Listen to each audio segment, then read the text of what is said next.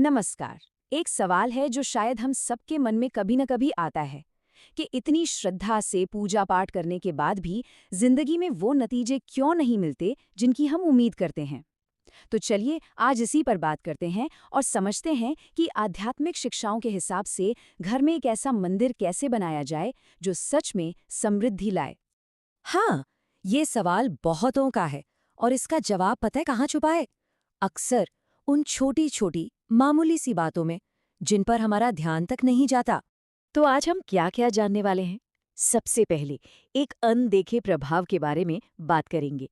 फिर देखेंगे कि शुभ ऊर्जा को कैसे आकर्षित किया जाए, कौन सी चीजें हैं जिन्हें मंदिर से हटा देना चाहिए, पवित्र स्थान के नियम क्या हैं और हाँ, दीपक जलाने का सही तरीका क्या है। आखिर में हम ये सब जोड़कर देखेंगे कि कैसे हम अपने घर में पॉजिटिव बदलाव ला सकते हैं।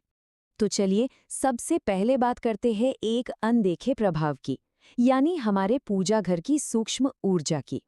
आपको पता है, शास्त्रों में कहा गया है कि हमारे मंदिर में रखी कुछ बहुत छोटी छोटी चीजें जिन पर हम गौर भी नहीं करते, वो असल में नकारात्मक ऊर्जा पैदा कर सकती हैं और यही ऊर्जा हमारी तरक्की में रुकावट बन जाती है। और देखिए, भगवान कृष्ण ने खुद कहा है कि कलयुग में लोग अशुद्ध चीजों की पूजा करेंगे उन्हें धार्मिक मानकर, जबकि शास्त्रों ने उन्हें वर्जित किया है। ये बात हमें सोचने पर मजबूर करती है कि कहीं ऐसा तो नहीं कि हम अच्छे इरादों के बावजूद कुछ ऐसी गलतियां कर रहे हैं जो गलत जानकारी पर आधारित हैं। तो ठीक है, अब नकारात्मक ऊर्जा की बात छोड़कर सकारात्मक पहलू पर आते हैं। अपने घर के मंदिर में शुभ ऊर्जा को कैसे आकर्षित करें, एक पवित्र स्थान की नींव कैसे रखें। चलिए जानते हैं कि घर में समृद्धि और शांति लाने के लिए कौन सी चीजें जरूरी हैं। देखिए, 4 चीजें तो हर पूजा घर की नींव होती हैं। सबसे पहले स्वस्तिक, ये सौभाग्य का प्रतीक है। फिर आता है कलश, जो समृद्धि को दर्शाता है। तीसरा है शंख, इसकी आवाज से सकारात्मक कंपन आते हैं। और चौथा घंटी, ये तो पूरे माहौल को शुद्ध कर देती है।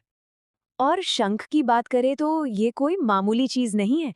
ये समुद्र मंथन से निकले 14 दिव्य रत्नों में से एक है।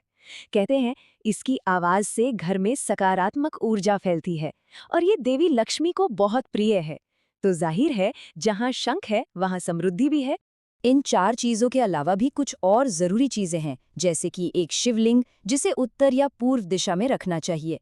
फिर है गोमती चक्र जो समृद्धि के लिए होता है। एक बर्तन में साफ पानी जिसे रोज बदलना जरूरी है। और हाँ, एक पारंपरिक दीपक, चाहे मिट्टी का हो या धातु का, ये भी बहुत जरूरी है। चलिए अब एक बहुत ही जरूरी बात करते हैं।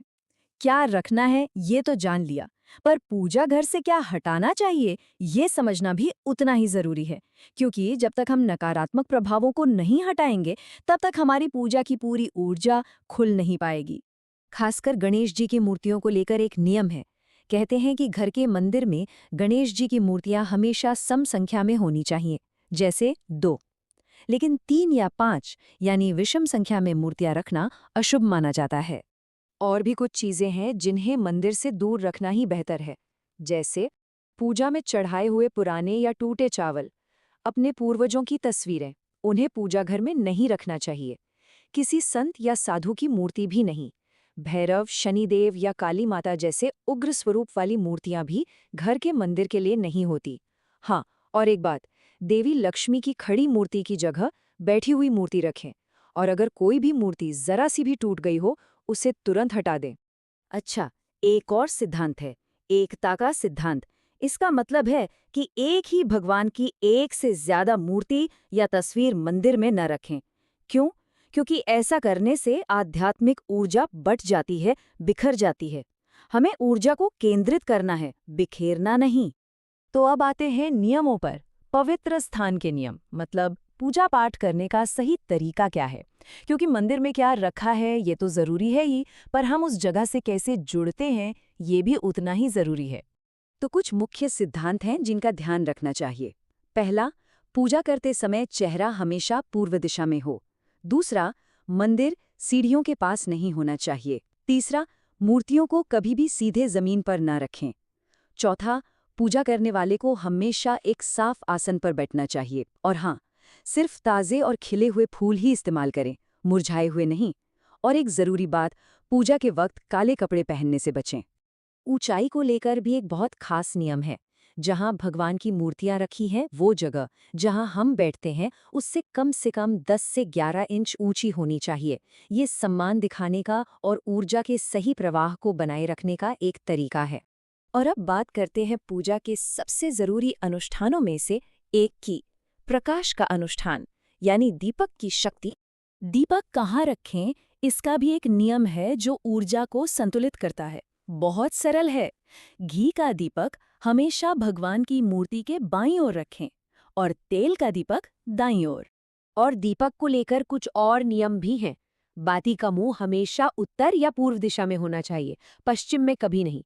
घी के दीपक के लिए कपास की बाती और तेल के दीपक के लिए लाल धागे यानी मौली की बाती का इस्तेमाल करें। और याद रहे, कभी भी टूटा हुआ या चटका हुआ दीपक इस्तेमाल ना करें और घी और तेल के दीपक दोनों एक साथ कभी न जलाएं। तो अब हम आखिर में पहुंच गए हैं, सकारात्मकता की ओर आपका मार्ग। देखिए, इन सारे नियमों का मकसद डराना नहीं है। ये तो बस छोटे छोटे समायोजन हैं जिनका असर बहुत बड़ा हो सकता है।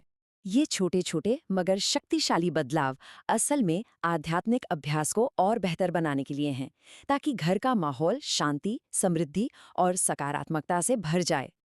तो अब सवाल ये है कि इन सब में से वो कौन सा एक छोटा सा बदलाव है जो आज ही से अपने पवित्र स्थान में लाकर और ज्यादा सद्भाव पैदा किया जा सकता है। इस पर